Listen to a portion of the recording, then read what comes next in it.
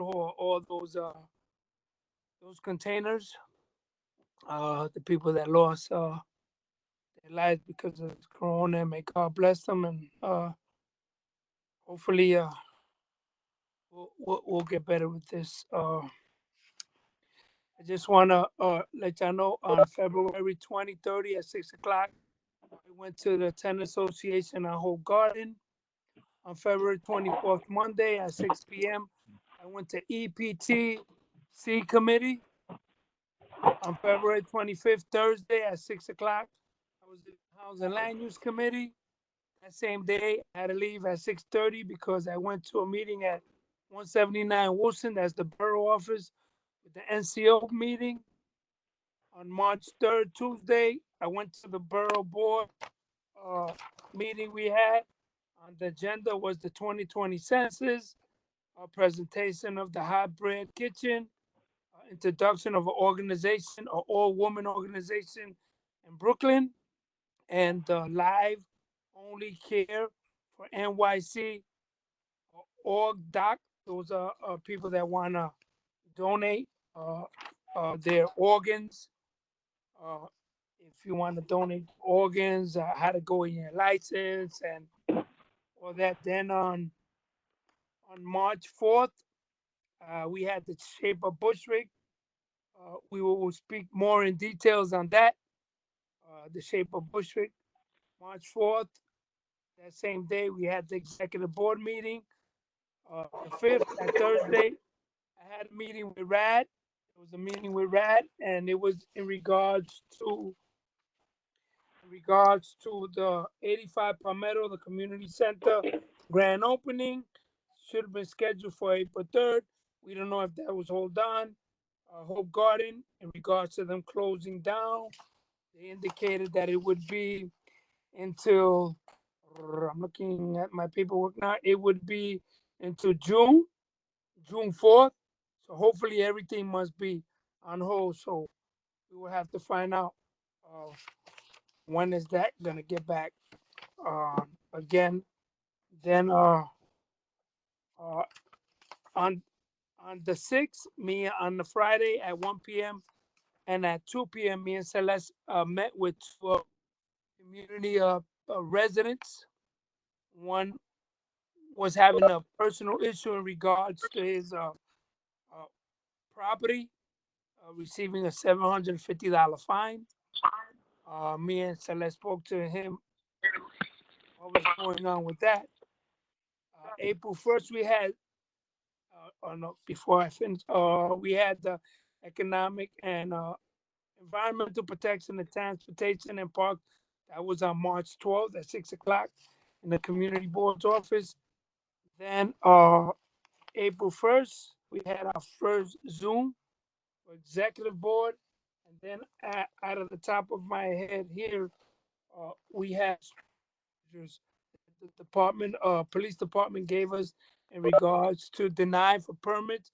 We don't know if any of the block party as of yet is gonna be gone canceled. We don't know. We're gonna have to find out about that.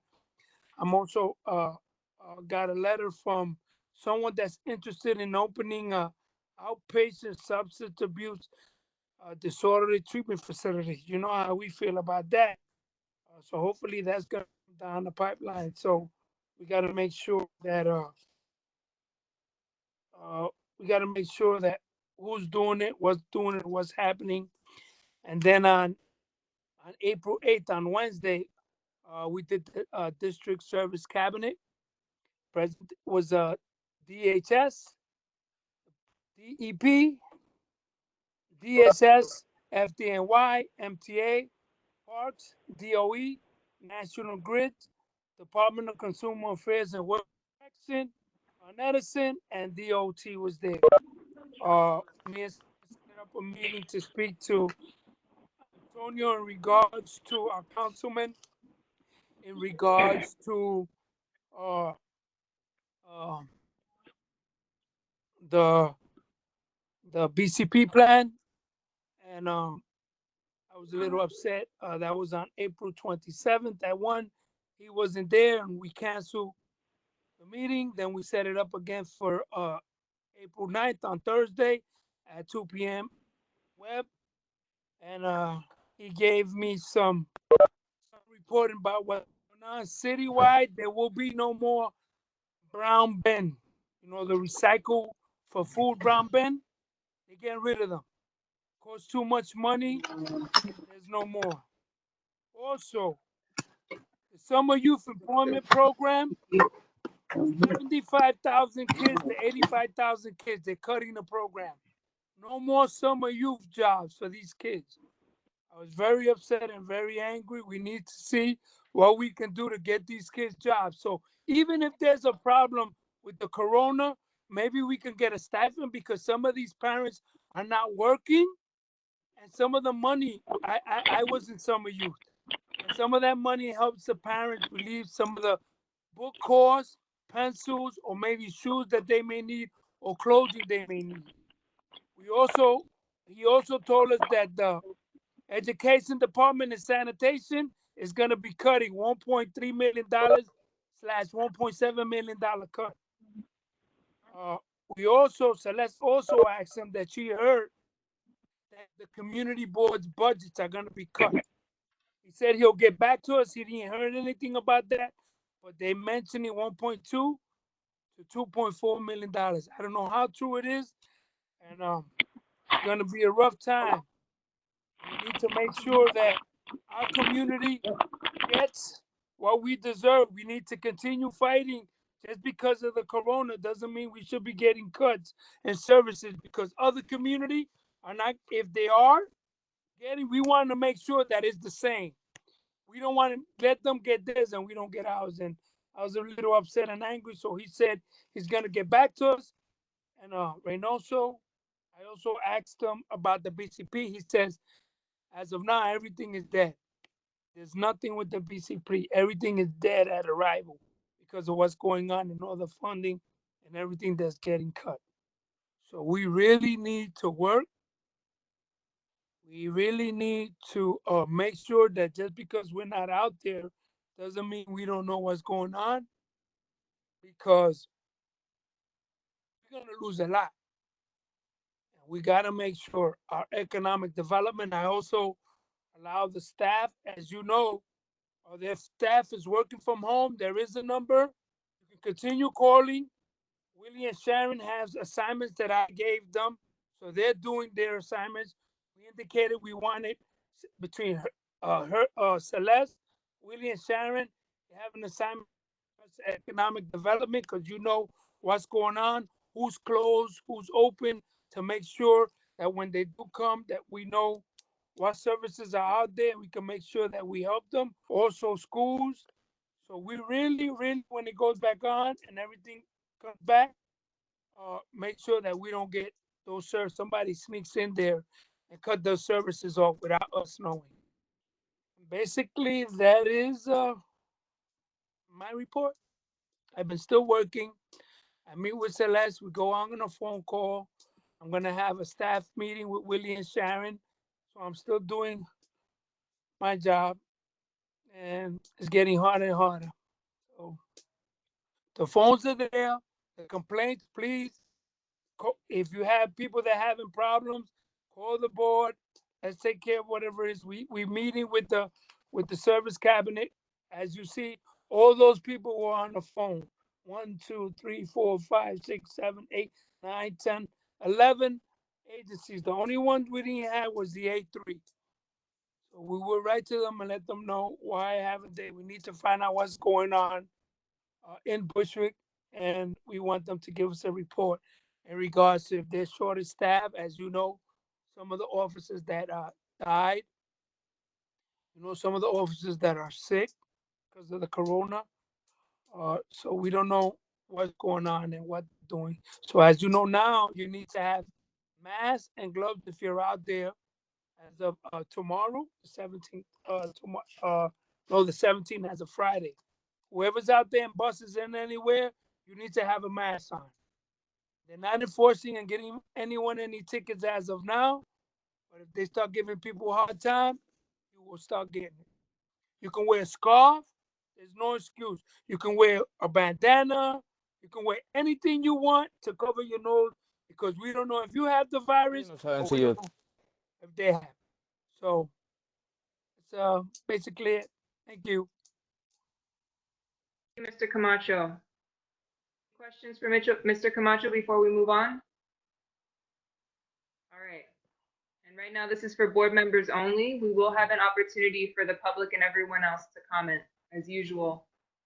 Moving on now to the introduction of elected officials. So far, I have on the phone Marcus from Borough President Adams. Marcus, do you want to just introduce yourself first? Did he shut his thing off? Might be on mute. A few people that were muted, so just check to see if you're on mute. All right. Marcus may come back shortly. Karen, I know you're there. Karen, did you want to introduce yourself?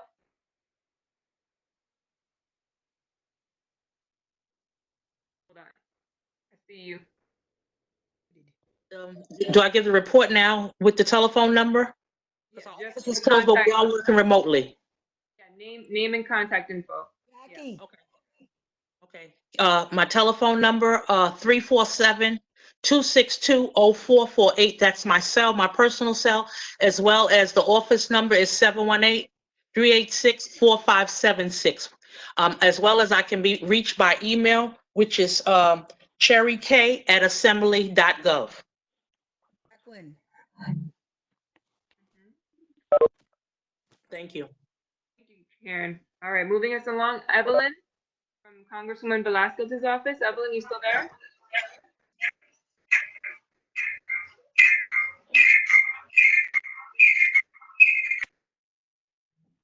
All right. And did Marcus join us again? And on the line? Good evening. This is Dharma Diaz, District Leader in the 54th.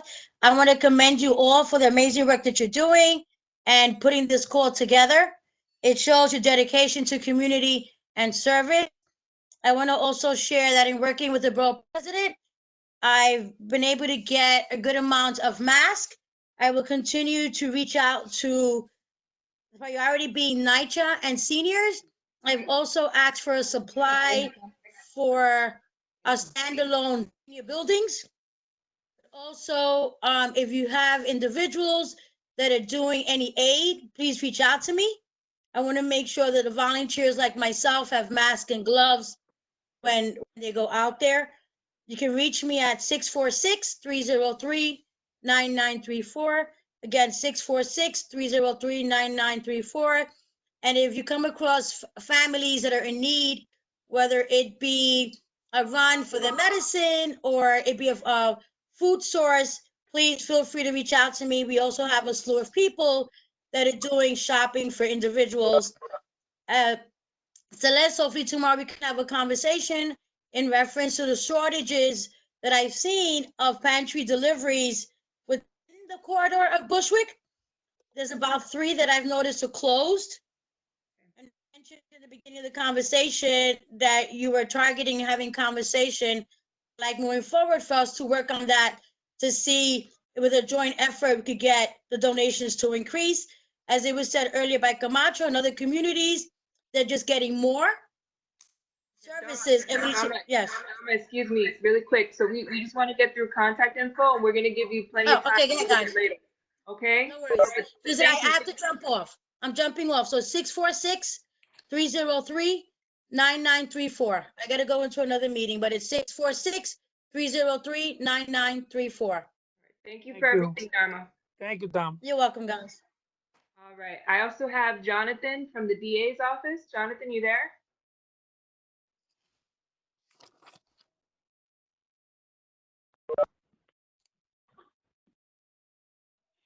Okay. Anyone else from our elected officials' offices? I know some of you are on mute. Fatima from Councilman Reynoso's office is on the line. How are you guys? All right, great, Fatima. Just contact info would be great. Oh, so yeah, we're all working from home, so you can reach us at the office line at 718-963-3141 or me by email, last name ELMANSY @council.nyc.gov. Perfect. Anyone else? I know Marcus indicated he is on. He's just on mute, so I'm trying to see if I can fix that. But for now, if we have any representatives from the community-based organizations, you can also, or city agencies, you can also introduce yourselves at this time. So I saw, let's see, I have here Cynthia from the Bushwick Community Partnership. Are you still there?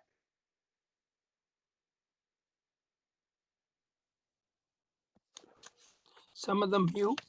Yeah, some of them are mute, so, but it's hard to tell if the people are calling in. So I have to go, I only see phone numbers, so I don't see names for folks that are on the call. So it's a little bit difficult to unmute folks. Maria Vieira from Riseboro. I also saw Maria. Maria, you still there? Hey, Maria. Here. Just want to say, okay, I got you. So we can hear you now. Did you want to say your name and any contact info for Riseboro at this time? How's best to get in? Absolutely, absolutely. Good evening, everyone. Yes, this is Maria Vieira. Our contact number, even though some of our offices are closed, our essential staff are still working. Our home care sites are open. Of course, our home health aides are still providing the work that they do. And if you need any assistance, if you need, we're running a food pantry, by the way. As well. Yes, we're running a food pantry that's operating out of 518 Bushwick Avenue, and it's in partnership with Cathedral of Joy, because Cathedral of Joy unfortunately had to close for now. So we're partnering with Reverend Canty. And if you need any information, please feel free to dial my number. It is 917-518-3524.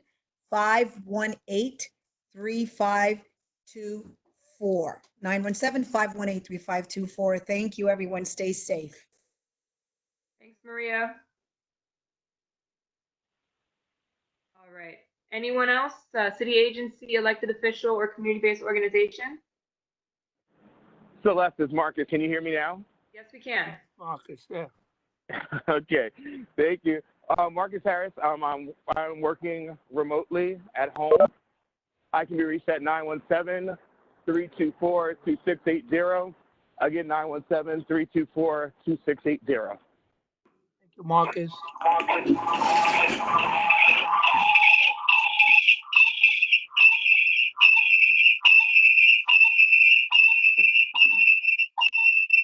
Mute yourself.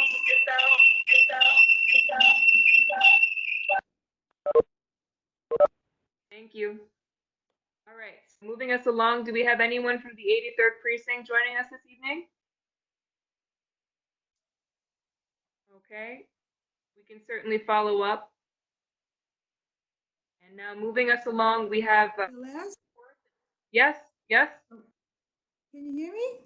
we can. Who's there?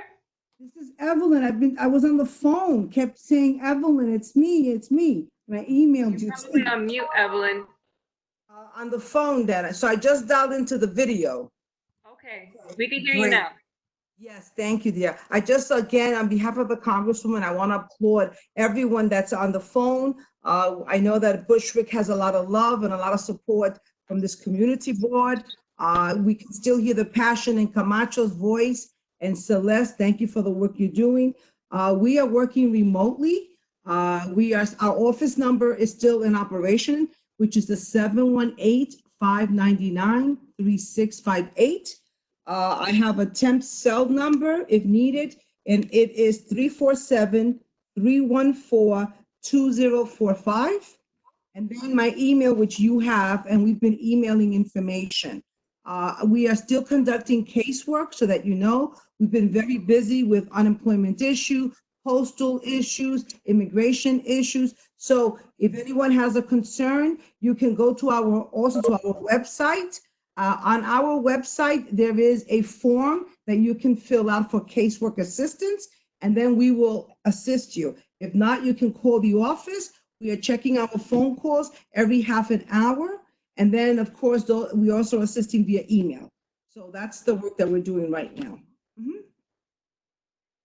Thank you, Evelyn. You're doing a great job. Tell Congresswoman that she's doing a great job and we miss her. Thank you, sweetie. I'm going to try to get in the picture now. I'm going to brush my hair first. No, it's okay. I got a hat on. I haven't even done my hair. Thank you, Evelyn. Uh-huh. Moving us along, is there anyone else that I missed? I know that we're having some issues with the mute feature, so please let me know. If you Yes. can... Who's there? Jonathan from the DA's office. Hey, Jonathan, go ahead. Hi, everyone. I just wanted to just wish everyone the best and remind everyone to stay safe. I'm really happy that this meeting is happening. In terms of our numbers, our action center is open. We are all working still. If you have any issues that you need to contact the DA's office, you could reach out to 718-250-2340. You can also reach out to me at 347-986-6146. Again, we have victim services unit that's still working. If anyone is, any domestic violence situation, they can always reach out to the DA's office. Do not hesitate to call us. That's all. Thanks. Thank you. Anyone else? Hello, can you hear me? We can. Sorry, can you hear me? Who's this? Oh, great. Okay. This is Taika from Scott Stringer's office, the New York City Comptroller. Hey, Hi. Well, I hope that all of you are staying safe. My contact information is 917-594-2129. Once again, my number is 917-594-2129. And if you'd like to send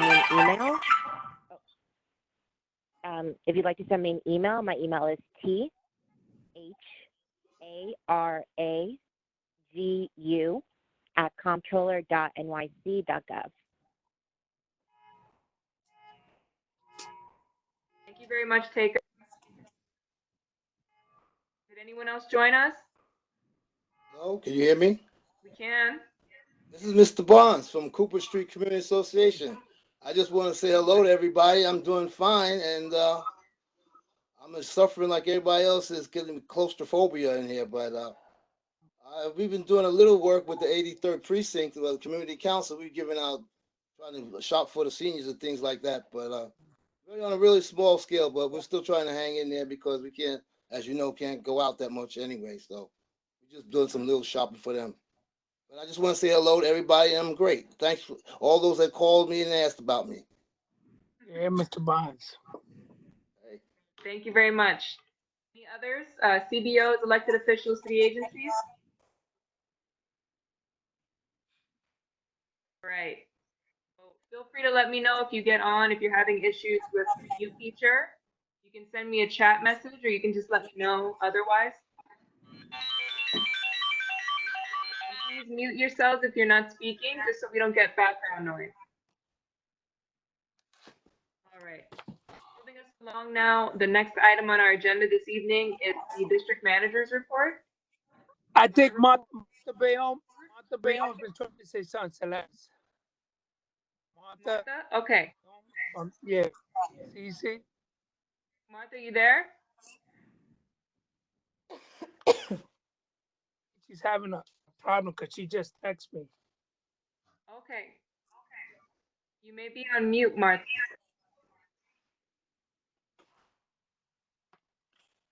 We gotta have to text. We can always come back to you, Martha, if you can go back in or you take the phone off of mute.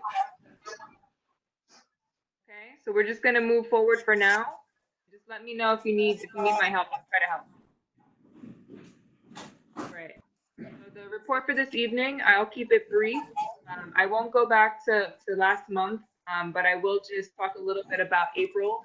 I do want to take a moment to acknowledge, like everyone else, hope everyone's doing well, staying safe. And thank you for all of the volunteers who have mobilized recently, just to make sure that our community has what it needs. This is, volunteers, people who are taking time out of their schedules with all the uncertainty going on. And of course, we owe a profound amount of gratitude to all of our health professionals and the folks who've been on the front lines, all of our essential workers. I know that we know folks, we all have different networks, but I really just want to give a shout out to all of them. And just, know that we're still in this community and that we're all here together, although we all play very different roles. I also want to just remind everyone, we've been hearing that, we're not necessarily together anymore in the traditional sense, but we aren't alone at all. And, spaces like this are so important. And, we will keep trying to make sure that there are spaces for the community, for the board to have an opportunity to come together. So thank you again for all joining this evening, and we hope to make it better and have fewer technical difficulties going forward. And then I will just summarize some of the meetings that I've been a part of. On the end of March, I'll say there were several community-based calls that revolved around the COVID rapid response, different organizations that were put together to basically make sure that we were talking to one another and that everybody has what they need. One of these was put together by the North Brooklyn Wellness Coalition, and also which is hosted primarily at Buena Vida. And that was organized in partnership with Sammy Namir, one of the board members. Call where you have organizations, other folks that are on the ground responding and sharing resources. I was also part of the virtual Bushwick Community Partnership Governance meeting at the end of March. The governance meeting continues to be a space for some of the leaders that volunteered to help guide their process and how they're reshaping the community partnership. It's very much about the whole family, so all generations, the parents, the child, grandparents, and the conversations around service delivery. There were also several phone calls regarding 195 Linden Street. For those that don't know, 195 is undergoing renovations, as is 422 Central, the Hope Gardens Community Center. And this is a part of the RAD project. So we're making sure to keep in touch with the team to know exactly when these things are happening and get a sense of the timeline so that way we can be prepared.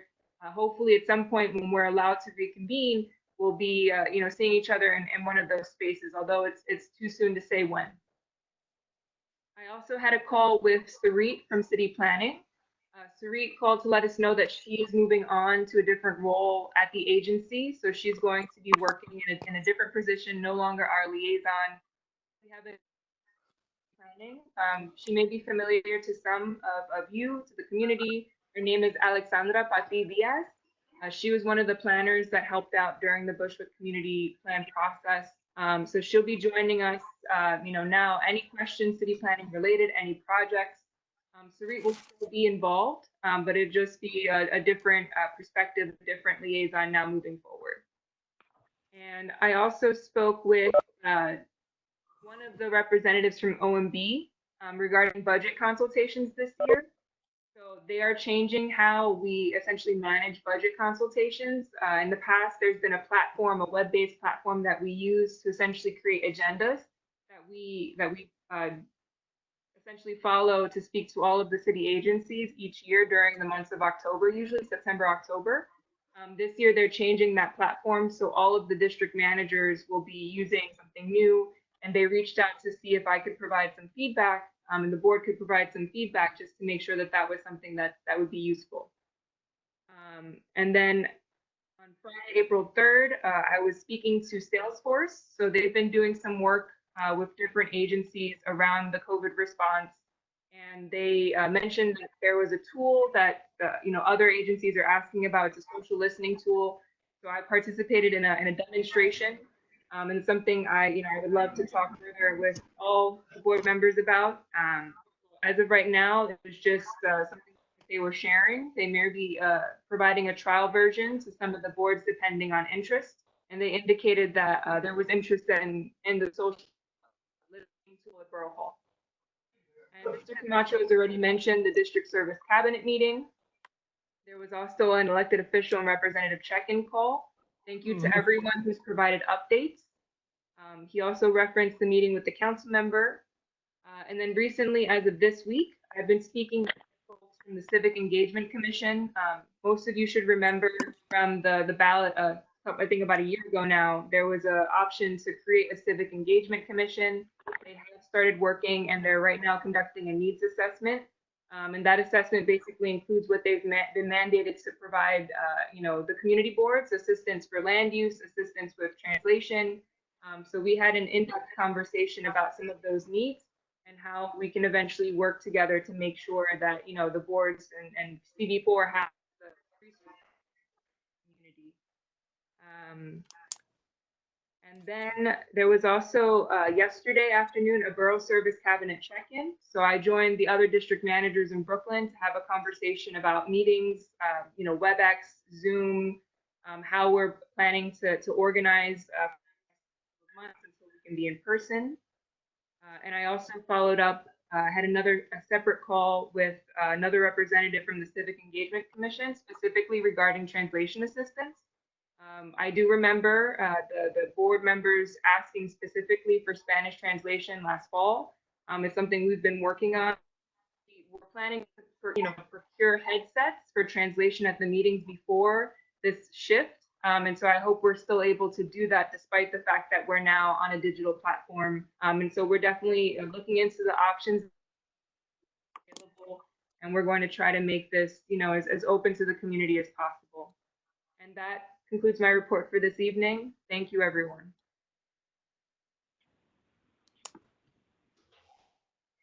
All right. So now we have reports. Before I move on, was there anyone else that joined us from any community-based organizations, elected official offices, or city agencies? Okay. None. Committee reports. As I mentioned earlier, we don't have anything formally on the agenda. There weren't meetings, but this is an opportunity for the chairperson for those committees to provide brief updates to the board. I can go through the list of committees, or we can just hear from folks. You can indicate if you have an update. Do we have Zuma with Arts and Culture, Technology? Okay. Anything from Civic, Public Safety, Religious? All right. Mr. Camacho has provided the district office update. Economic Development, Desmond? Yeah, sure. I think that only thing we've been talking about between myself, Camacho, is the PPP and the business loans that are coming out, and the stimulus money coming through the Community Development Block Grant mitigation. That's where the funds are going. So I know we talked about getting kind of like an impact of Bushwick businesses together, so that way we can lobby for funding, more funding comes for the Bushwick community. But as far as that, I've just been working with you guys to try to make sure that we have all those funding sources in place. It's been really difficult because the lines are getting really, really long, and it seems like the information was, I don't know, people didn't absorb the information quick enough. And now, like, some funding sources have stopped. SBS has stopped some of their funding sources. They put a hold on it. Some of the banks are overflowed. So I just think that's kind of like getting people prepared for maybe the second wave of application intakes. So that way it could be a smoother process, and maybe get some accountings and some nonprofit lawyers that maybe help out, because as a business owner myself, we went through the process. Thankfully, we did it earlier when there was only 950,000 people in line. Now there is a lot more than that. And we needed, because the laws were changing so much, we needed our accountant, we needed our lawyers involved. And this is paperwork I usually know how to do myself, but it was the laws were changing as they were trying to get the stimulus out, and it was just creating such a backlog. So I think that we need to get that kind of resource out to the business owners, kind of maybe talk about, maybe we'll do like a kind of business pivoting seminar. We realize, oh, sorry, go ahead, Ann.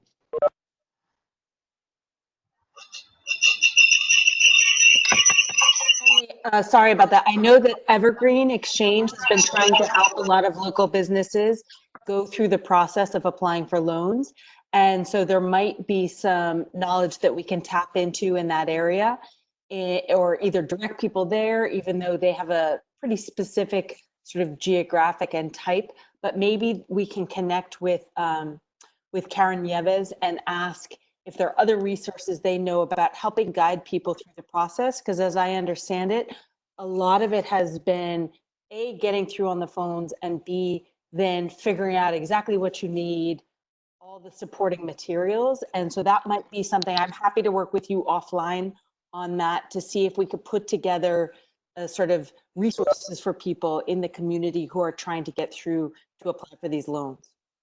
Yeah, I think that would be the most immediate need is just try to get the information out there so people can kind of find out where they can get this financing from. I know we were told to, a lot of our community banks will be able to help give like better loans and expedite money faster. As far as Chase and everything else, they're just backed up. So a lot of people are saying, look at the community banks or credit unions for that as well. So we'll maybe get a resource and get a list for that. But besides that, I guess we're just trying to give people as we're navigating it as business owners, and we're finding kind of ways to get this. I guess we just wanted to share the information. I mean, even our private side of the business, or the construction business, we've halted, but thankfully our business model has already moved into affordable housing.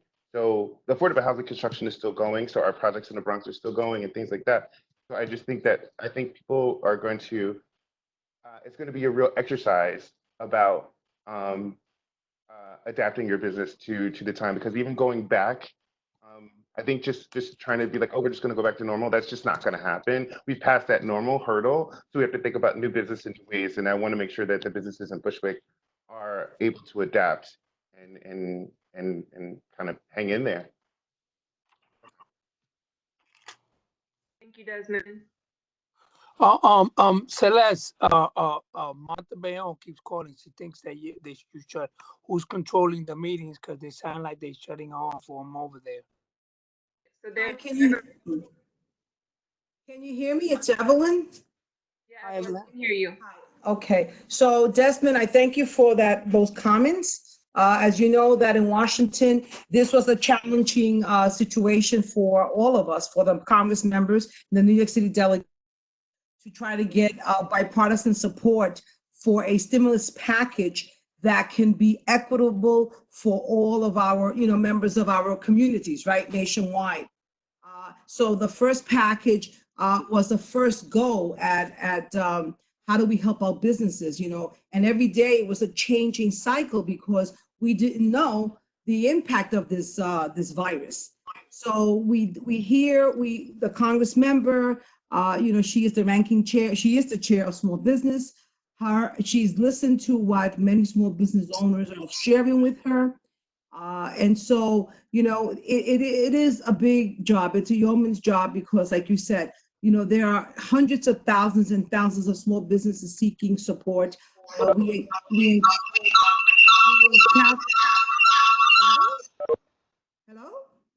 we can hear you. Okay. And then the challenges, right? We heard Bank of America, Citibank, and other banks creating their own framework with how they're going to do, lending. This is an issue that we've already expressed to them. Many of them have expanded their lending base to non-bank clients as well. But credit unions are now in it, community banks are now in it, and the SBA website and the Small Business Development website, they've also been updated with more information, and they outline exactly what forms are needed. SBA is hiring customer service representatives because as we all know, it's insurmountable the amount of calls. But with that said, now they're working on an emergency relief fund that would hopefully generate or allocate $250 billion in assistance to small businesses, with $125 billion going through community-based financial institutions that will be serving like minority businesses, veteran-owned businesses, nonprofits in rural areas, and those that have been that don't qualify for the current loans. Okay, so that's very important. That's just an emergency relief package. Then there's the next package that they're working on also for small businesses. So they're going to be like 3 or 4 upcoming packages, and every time that we, all the electeds, Schumer on the Senate side, the member on the House side, are learning more about the kind of obstacle businesses are having. We're trying to retool those issues. So I just want to let you know that we hear you, we see you, and that we're going to do the best we can to make sure that we make our businesses whole. And the PPE is very important. We know that some businesses are not qualifying. If you have more than 500 employees, you don't qualify. But again, all of this is in conversation now in Washington to be augmented, to see how we can really help those small businesses that need the help. So I just wanted to share that. Ms. Cruz, I just wanted, there's one thing you touched on, and then if you go back, and if there was a resource that you need, just like how they gear up during tax time and you get all these accountants and all these people, you guys can do that with SBS. That would be, because I know you guys offer free accounting services, but it's more of an accounting issue getting that paperwork through. So the more resources we have on the accounting side, so we can get that stuff through, then I think we can probably expedite that paperwork faster. So I don't know if you guys could do like a mobile center at like the community board or wherever we can. I mean, we can't do a mobile center, but anyway, we can get the people the kind of expertise they need so they can kind of move through that process. That'd be amazing. That's good to hear. And also note that Take Roots is an organization, and Bushwick Impact or Brooklyn Impact, they are also teamed up with pro bono lawyers to help small businesses with the legal parameters and some of the accounting stuff. I will send that to Celeste later after this call, and then she can farm it out to everyone else. They're also doing this kind of work to help small businesses, okay? So that's one thing. We haven't sent it out yet, but on Friday at 1 o'clock, the Congresswoman is feeling much better. So she's gonna be hosting a teletown hall on the CARES Act. We're going to have different agencies with us, commissioners with us on the call. I will also share that with Celeste so that we can invite yourself and other members of the board to participate, okay? But save the date, it's 1 o'clock on Friday, April 17th. So I just wanted to touch on the small business. I have a whole lot of other information, if you want to hear of it. So you let me know. Thank you, Evelyn. Moving on with our committees, is there anything from environmental protection, transportation, sanitation, Raul or Annette? Okay. Parks and Rec? I figured it. I had a postie on this. There you go. You see that, Evelyn. All right, Bridget, did you have something for that committee? No? Hey, Evelyn. Hello. All right, so nothing from Raul or Annette. I got my hair. All right. So moving us on, if there's anything from health hospitals, Luisa? All right. Can I talk about health and hospitals? Can I quickly talk about that? Okay, so that you know, so now again, we hear what's happening. We've been talking to our local hospitals throughout our district, Wyckoff and Woodhall here. I got to the height of 6'1". I'd always been very muscular as a child. Hello? Hold on. Phones. Please mute yourselves if you're not speaking. Thank you. Okay, so we all know what's happening at Woodhall. We all know what's happening at Wyckoff and other hospitals throughout the city and in our district. We also are hearing a lot of what's happening at the nursing homes, which is very dear and near to all of us. Those are the most vulnerable. We know that in a time when there is no COVID, many of the nursing homes are understaffed. And if you get a staffer who is out sick, it worsens the situation. So just today, the Congresswoman, along with 3 other members of Congress from the Brooklyn delegation, we are urging to inquire, to get the HHS to talk to us about the funding. There was over $30 billion allocated for nursing homes. And we want to see where is that money being allocated to, how is it being managed? Because every day we're hearing of nursing homes throughout our communities, especially in our district. Cobble Hill had 40 deaths. We had another facility in our district that had 35 deaths, another one that had 28 deaths, and this is within 2 weeks. This is not acceptable. There are patients that passed away that they're sitting in a room with no refrigeration. This is just indecent for anyone to have a loved one pass away and not get the proper attention and care that they need, even after death. So this is a matter that's very dear to the member, and I'll share the letter with you today so that you know what's going on with that. The other thing is that we've also requested $100 billion for hospitals and community health centers like those CAB centers in our districts, so that they can get the needed resources coming in the next few months on the production of for rapid testing.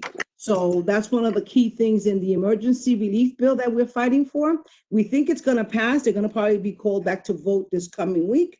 But this is one of the key things that we're fighting for in terms of going directly to the community health centers in our neighborhood, as opposed to going through all the channels, you know, through the state and the city. So this is for direct funding to these agents, to the facility. So I just wanted to share that. Thank you for the information. Anything else before we wrap up with the health and hospitals? They're hiring, HHC is hiring, you know that, right? They're looking for workers. Anyone that wants to work in maintenance, in the kitchen, they have several, they want to hire like 300 to 500 people. You do not even need a high school, you don't even need a high school diploma, and the starting wage is $20 an hour. And where do they apply? It's on the HHC website. Again, I can share that with Celeste, but that is what they're doing. They're looking to hire workers to help in the kitchen, maintenance, all throughout the entire network, the HHC network. We'll put it on and we'll send everyone the information, because there's going to be a lot of kids, youth, 14, 17, 18-year-old kids now with the summer youth program getting cut. Maybe we can link and try to get them jobs, because, you know, we need to make sure that was one thing I was really upset, and because our youth, man, we need to make sure we save these things, because now mother and fathers are not in the job. If they have a job, they can buy stuff they need for the schools or themselves to take care of themselves. So we need to, if you send Celeste the stuff, maybe we can send it out to the people so they can apply. There is a state, note that there's a state legislator, I think it's Harvey Epstein in Manhattan. I think they've already drafted a bill to stop the, you know, to stop the cuts of the summer youth jobs. The dilemma is this, that we are in a crisis. We still don't understand how this gets transmitted. And so there's concern about how do we get students, you know, it's between the age of 14 and 24. How do we get them, you know, placed at an employment site? At what office? Are we going to help them get credit? Like, you know, is it credit for community service that they can do outside of an office space? So I think all of these things are issues that they are concerned with. But yes, there is a big push of the state legislature to try to keep the jobs open, and if not, to defer it into the September, like a later season. So that is what I'm hearing. Or let them apply for a stipend so they can purchase some stuff if they need to go to school with, like maybe pens, paper, pencils, or some clothing that they may need, because that's less stressful that the parents have to waste their money, that, as you see with the rent. And maybe we can try to work a stipend. If they can't work, try to create a stipend where even if they apply, whoever can apply that really need it could get some money to help them. Yeah. I'm a summer youth kid all through my young adult years, so I know. Me too. Yeah. That was a good, nice little check. You buy your sneakers, you buy your bag, you buy your pencils, your paper. So I know. We agree. I don't disagree. So just know that there is work happening on that front at the state level, and I think it's Harvey Epstein. I promise Celeste, I'll also send that. I know I've been just bombarding people with information, but it's in my information, okay? So that's a good thing to talk about, okay? What else? Oh, and also, there is also a push now to increase community development block grant money, and I think we're asking for 150 million more into that for the emergency relief. So remember, CDBG money is what funds after-school programs. So like Riceboro's after-school program, St. Nick's, El Puente, like they get community block grant money. So that even though you don't see it as a federal check, it is all federally funded. So we are pushing to increase that funding as well, because we know that it makes a difference on the nonprofit organizations, okay? Because they're being impacted by all of this as well. And then I'll say something about cultural nonprofits organizations. I want to put this out as well. So first we have Martha. Can you speak now, Martha? Can you hear me, Celeste? Yes, Hello? we can. Go for perfect. it. Thank you so much. So good afternoon. This is Martha Bayona, President for the Community Education Council for District 32. I appreciate very much for this virtual meeting, and I'm gathering a lot of information. So I'm just going to give my the contact information. People could reach us via email to cec32@schools.nyc.gov. And phone number, we're having issues with the office number, so I'm going to give you my cell phone numbers, 347-731-6179. And we deal with the public schools in District 32. And I just want to mention that the cuts for the public schools are unbelievable. We're looking at $240 million. And the youth department, everything for summer school is pending. We are extremely worried about the students that won't be able to have that extra money to help their families. So I'm looking forward to the information that Evelyn is going to send to Celeste, and let's work together for with our community. Thank you. Don't worry. We're gonna make sure that and fight for our kids. That's one thing that is dear. And I'm also part of the DYCD, and we want to make sure on the advisory board that that money goes back to our kids. Man, our kids really need it, especially now more than ever. Thank you so much. Yep, absolutely. Okay, let me just cut and paste and send. We also have Cynthia joining us from the Bushwick Community Partnership. Cynthia, are you still there? Yes, Celeste, can you hear me? We can. Okay, perfect. I want to give some information about what the Bushwick Community Partnership is doing. We have a helpline where people can call Monday through Friday from 9 o'clock to 5 o'clock, and that number is 718-497-6090, and they could dial extension 766 or extension 793. That number again is 718-497-6090, and the extensions are 766 and extension 793. We're trying to provide information and connect the people of Bushwick to resources such as food. We have been assisting families obtain food during this time period.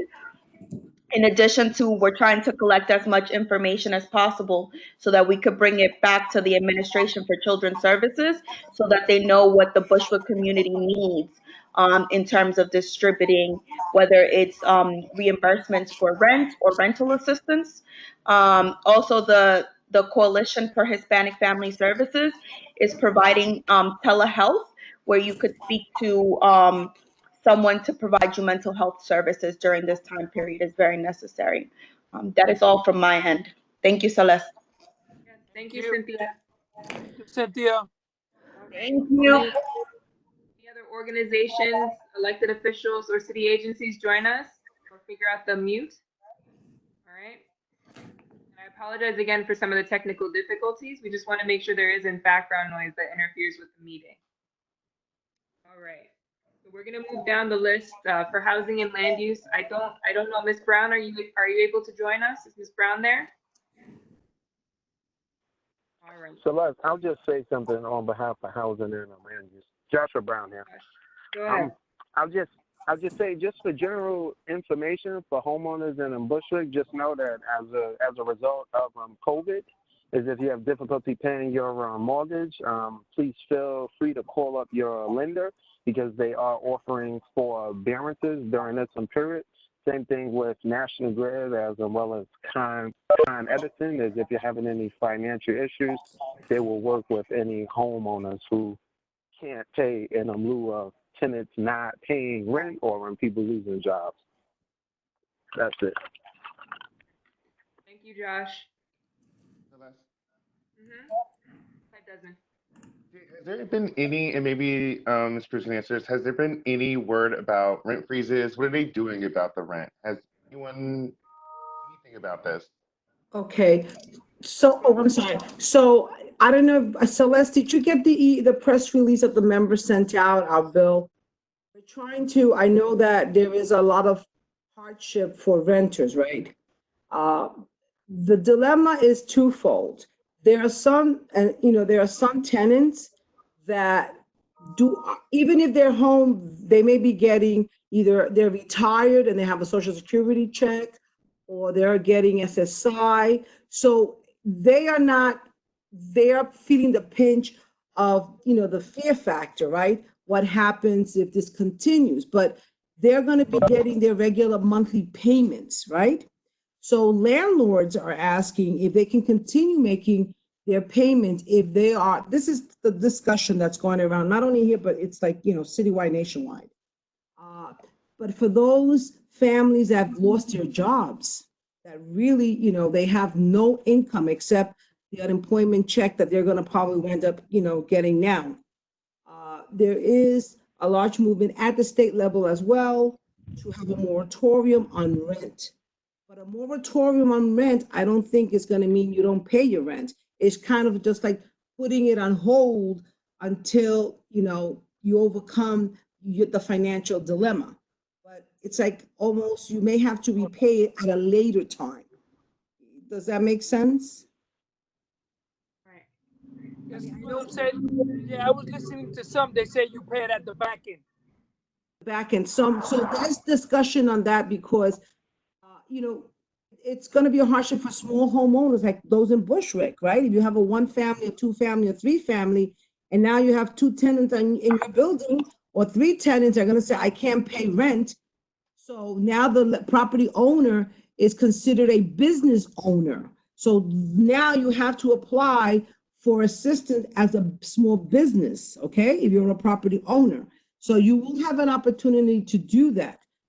If you are receiving Section 8, what the Congresswoman's bill would mean is like, if there are residents that are receiving Section 8 and cannot pay their portion of the rent, then we're looking for the federal government to subsidize that portion of the rent to the property manager during this process. But again, that is a bill that we are hoping to get through in this next relief bill. So nonprofit organizations that are doing property management, let's say Riseboro, if anyone, God forbid, cannot pay their rent, even though they are getting a subsidy and they only pay 30% of their income, if they can't, for whatever reason, can't afford to pay it, then we are saying, let's waiver that payment, their rent payment, rental, and we will give the property managers a rental assistance. But again, we're just waiting, we're waiting on that bill to pass on a federal level. So that can secure all Section 8, all 202 property managers. So, so that's what we're doing, like on the federal side. And I know that on the city side, there's a big movement. I mean, stop the rent. CUF is involved, Make the Road is involved. Everyone is calling for rental, a rent moratorium. But we're hearing also that small homeowners are saying a rent moratorium is going to hurt me because I'm a small homeowner. So I don't know if you have any comments on this, please feel free to drop us an email. If you're a homeowner, like, how do you feel about this?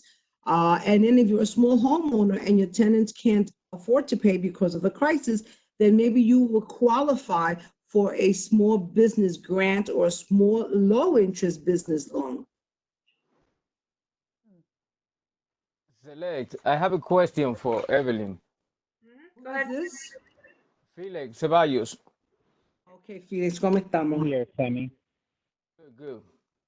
Evelyn, I know you mentioned we can apply for owner, a small owner for a small. You might be able to. You might be eligible as a small owner, diga. You might be. But do you have some information about what the Banco can do right now, right away, about the 3 months they mentioned?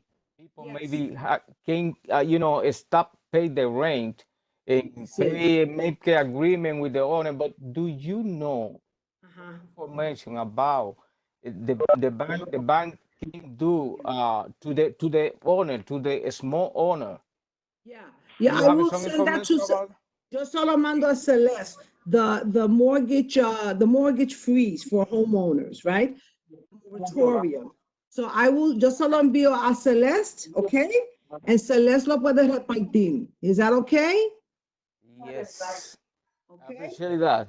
I appreciate that. Thank you. Thank you very much. Okay. This is Raul. I have a question.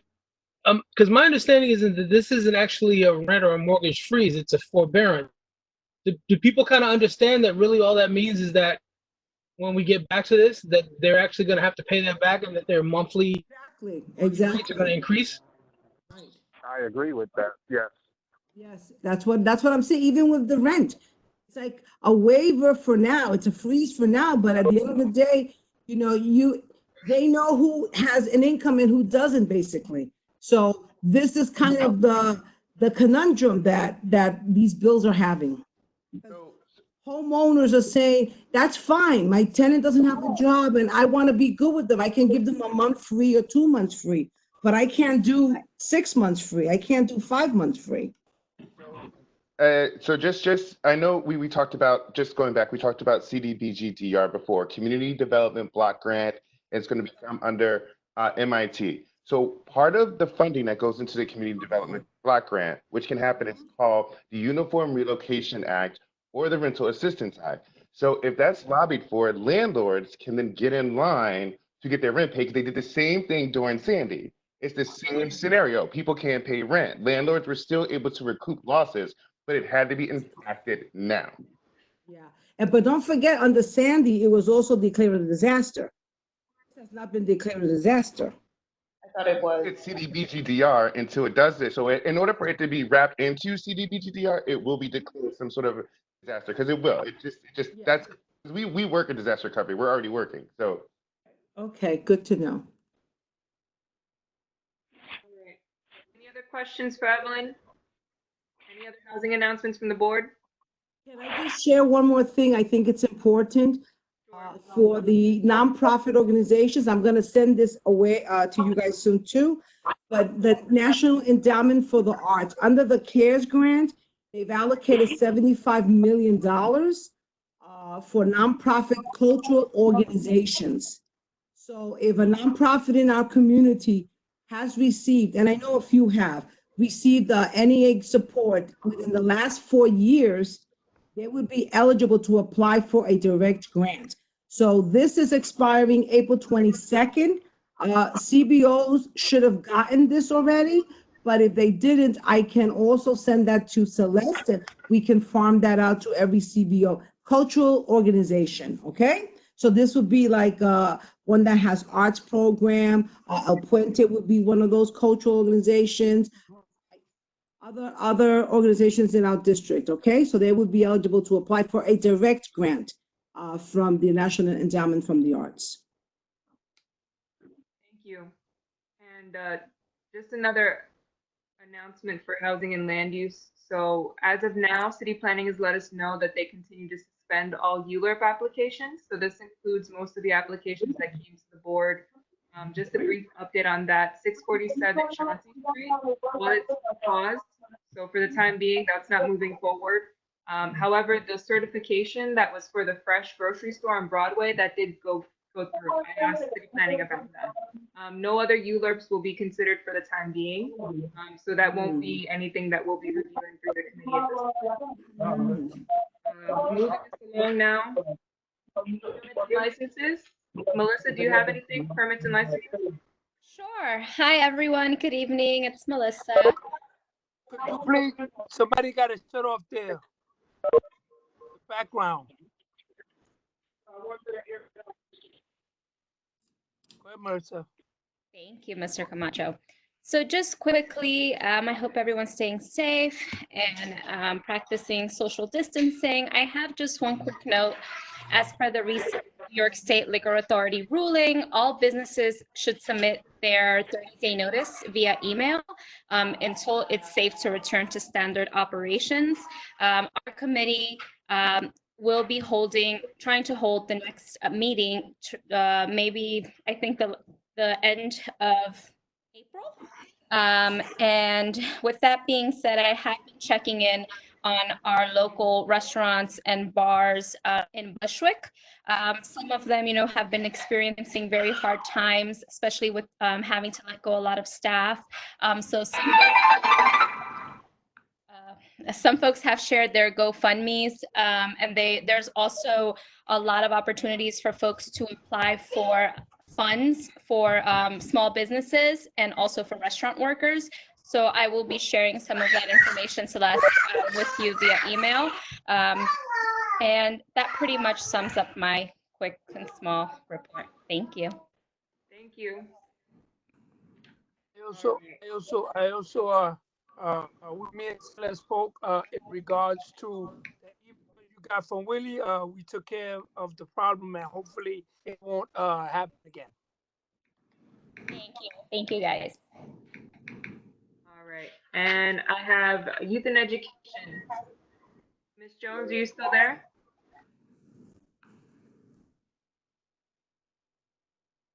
All right. Virgie's probably still with us, but likely on mute. All right, we can always come back. ¿Qué pasó? All right, we'll go ahead and we'll move forward with the meeting agenda. Now, unless the board has anything else you would like to put forward. I don't believe at the time when we did the roll call that we had a quorum. So I would just suggest that we refrain from recommendations this evening in light of this being the first digital meeting. Is that agreeable with the board? I'm seeing some yeses. Okay.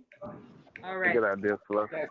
All right. Yeah. We don't have a quorum, and also as you know, May is the election for the boards, and I talked to the executive board in regards to postponing it maybe until September, because May is going to be hectic. We don't know if we're still going to be in the when. At the time we come back, we might have stuff on the agenda in June. But hopefully, I'm going to make a recommendation with the executive board, and I don't think I have to go through the full board for that, because I can do it. The city charter emergency, because it's an emergency, and do the election in September when we come back. Chuck's took road happening from the office. Does anybody have any questions in regards to that? Concern or issues? Or forever hold your peace. I don't want to hear later on.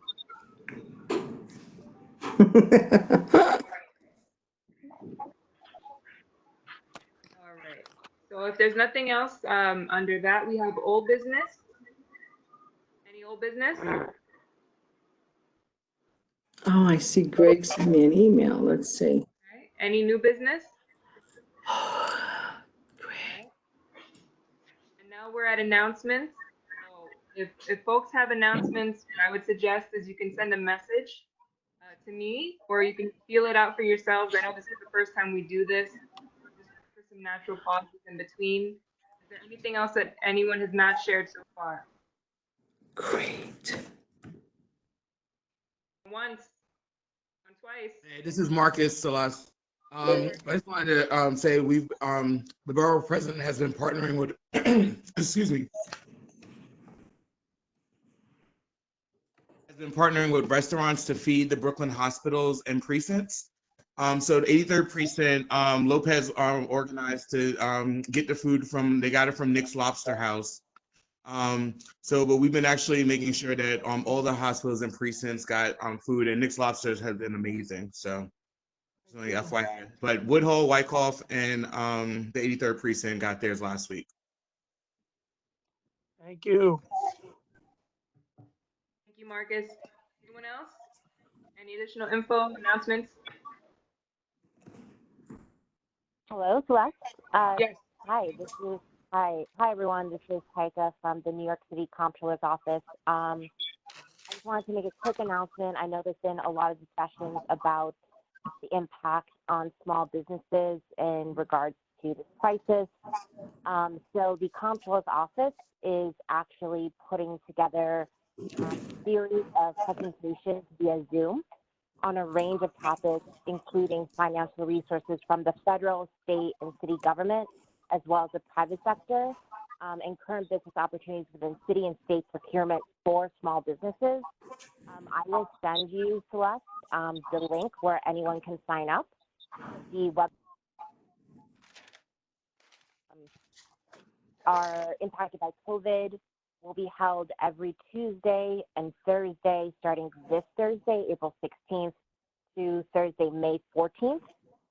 Interpretation will be available in 12 different languages, including, American Sign Language, Arabic, Bengali, Cantonese, French, Haitian, Creole, Korean, Mandarin, Polish, Russian, Spanish, and Urdu. So the interpretation services must be requested upon RSVP at least 2 days before each session, but I will make sure to send that to you. I actually sat through the dry run of one of these presentations, and they were very useful. So hopefully folks can hop on and find out more about what's available to them. Thank you, Taika. All right. Anyone else? Any other announcements? Hi, good evening. Celeste, can you hear me? Yes, we can. Hi, this is Renisha Westbrooks. I'm a council member, resident of the Bushwick area, also a council member for CEC 32. I'm appointed by the Borough of Brooklyn office. So the Borough of Brooklyn, the Brooklyn office of the borough president is seeking parents in our area that may be experiencing some hardships with the grab and go mills. So if anyone on this call know of any parents or families that may be experiencing that hardships in terms of the times, right now, currently we have grab and go meals at 562 in a school on Cooper Street, servicing between 7:30 a.m. and 1:30 p.m. The borough president would like some information from parents that may be experiencing hardships with that time and the time for remote learning. The contact information for Ms. McCrea would be 718-802-3987. And the email is jmckrayer@brooklynbp.nyc. Also, I was listening earlier to our chair in regards to the Summer Youth Employment Program.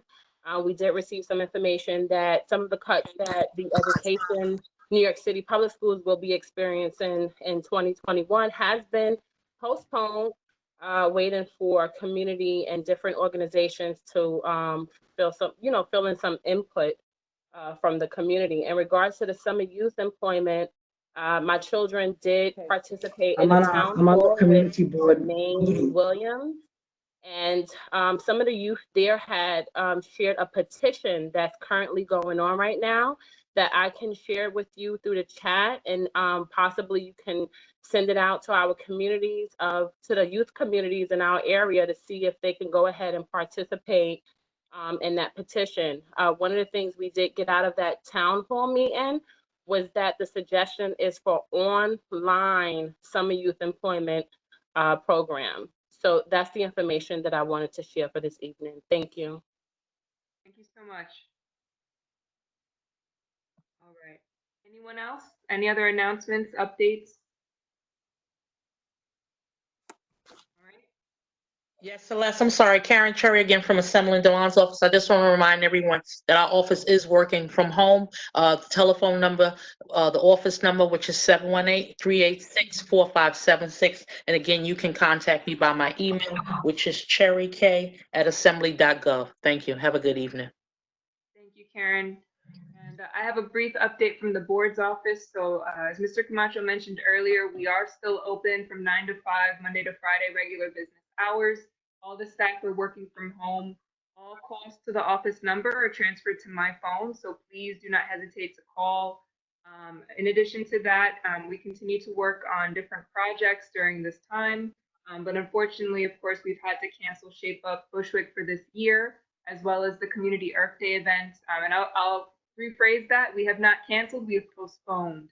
And I think that we have to readjust, how we're going to carry out those events given the guidance that we receive in the coming months. But right now we're looking to have the Shape Up event hopefully sometime in October. But everything at the moment is to be determined, of course, just depending on what happens next. Anything else? Anything that I missed, Mr. Camacho? No, I just wanted to let some of them know that all these elected officials, whoever's on this call, that we have an important daycare that provides services to the people that are on that are emergency and responding to the COBRA and working, and this daycare hasn't been paid, and they receive only some money, but eventually they don't have enough money. They've been out in the community for 25 years, and Frank from 8th Integration on Broadway, and they only have until 2 weeks to pay the teachers and the staff. They haven't been getting paid. They were at the bare minimum. They gave them a little money, DOE, and they want to find out what's going on and who's going to help them, because he would have to close the daycare. And he's providing services there for the people and responders that are working in that daycare, and he still has daycare for the kids. That's on Broadway, 8th Integration, Frank Alvarado. So maybe someone can get to him. He sent me an email. He sent Celeste an email. He says, I'm not too sure if he sent some of the elected officials an email, but he's saying he's having a hard time trying to serve the kids in our school. He has a daycare, so he has early learn daycare. So he was trying to get DOE money. They gave him the bare minimum to hopefully, if he don't get it before the 27th or the end of this month, he would have to close the place down. And those people that are working to help the people won't have to bring their kids. So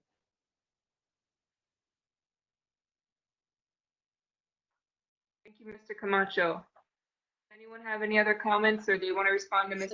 Can you forward that email to our office, please, so I can look into that for us, please? Thank you. I can. Mr. Chair, I want you to know that we got the email from ACE Integration about a week ago, I think. So we did send it to City Hall, and it was sent to the Board of Education. So they replied back to us that they are investigating the matter, but if nothing has happened as of yet, last week they did reply, and I will share that email with Celeste.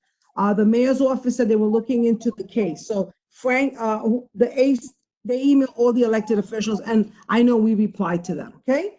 So that you know, I because know it he is sent important. a letter. He sent me a letter back thanking me that he gave him, I think it was X amount of dollars, but that was only for those 2 weeks that they didn't get paid. So eventually they're gonna have to close shop. So he sent something. Okay, so then this means that they just got partial payment is what you're saying? Yeah. Okay. They sent a letter to the board and they sent one to Celeste. So hopefully all of you must have got it. If not, then we'll send it again, and I'll send you what he sent us. Yes. So like that we in the same thing, because I don't want them to start screaming and yelling. And then when they did get the stuff, we want to make sure that they get the stuff to let us know. balance. So The full payment, okay, good. All right. Anything else before we move on? Announcements? Okay. Seeing none, hearing none. We're going to move down now to the second roll call. In reverse order, I have Olaf Wright, James Wiseman. I think he was on there. I think he's on mute. Yeah, Jamie's probably on mute. I see you, Jamie. Jerry Valentine. Annette Spellin. Present. Thank you, Nat. Kristen Sonborn. Barbara Smith. Bernardino Shell, Yes, I'm here. Julio Salinas, Raul Rubio, Present online.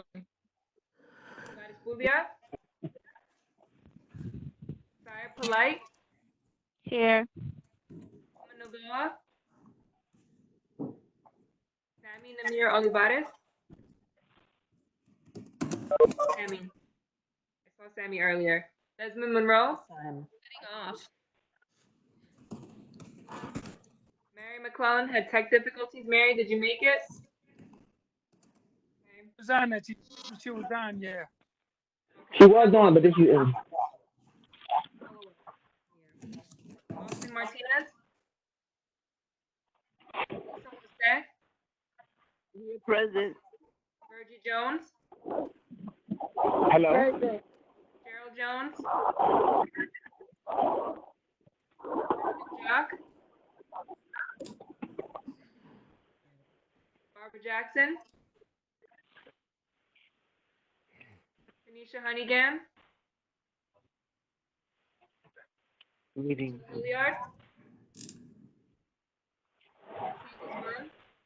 Present. You don't use the wrong account, right? Reverend Migdalia Gutierrez. I know that she's still in the Present.